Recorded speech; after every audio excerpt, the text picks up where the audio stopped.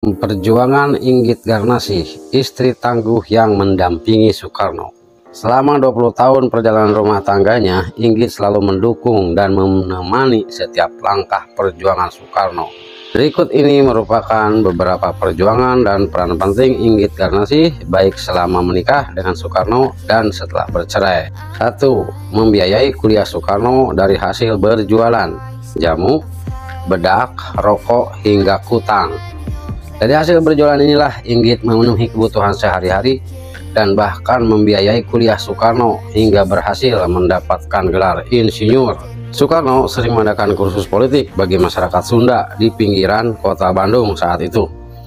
Inggit selalu menemani suaminya ketika sedang mengadakan kegiatan tersebut dan berperan sebagai penerjemah bahasa Sunda bagi Soekarno. Ketiga, penghubung antara Soekarno di dalam penjara dan aktivis pergerakan. Keempat, menyelundupkan buku-buku yang menjadi referensi Soekarno menuliskan pledoi Indonesia menggugat. Inggit rela berpuasa tidak makan nasi selama 3 hari sampai perutnya benar-benar kurus agar buku-buku yang ia sembunyikan di balik bajunya tidak dicurigai oleh penjaga penjara. 5. Menemani Soekarno ke pengasingan. Tidak lama kemudian, akibat dari pledoinya di lapangan Tegalega, Soekarno harus dibuang ke ND di Flores. Setelah 4 tahun di ND, Soekarno dipindahkan ke Bengkulu.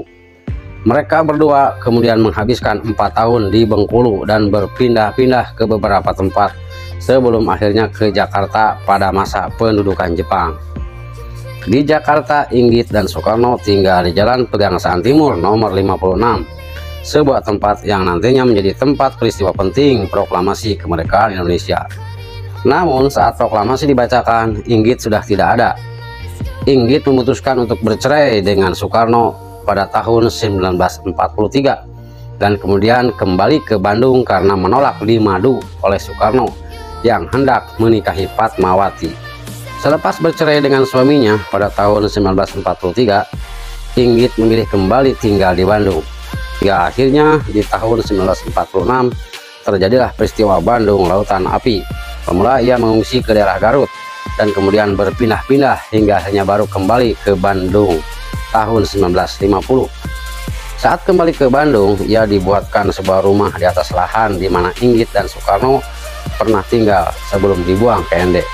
Rumah tersebut dibangun atas prakarsa Bung Hatta. Itulah beberapa peran penting dan perjuangan Inggit Garnasih.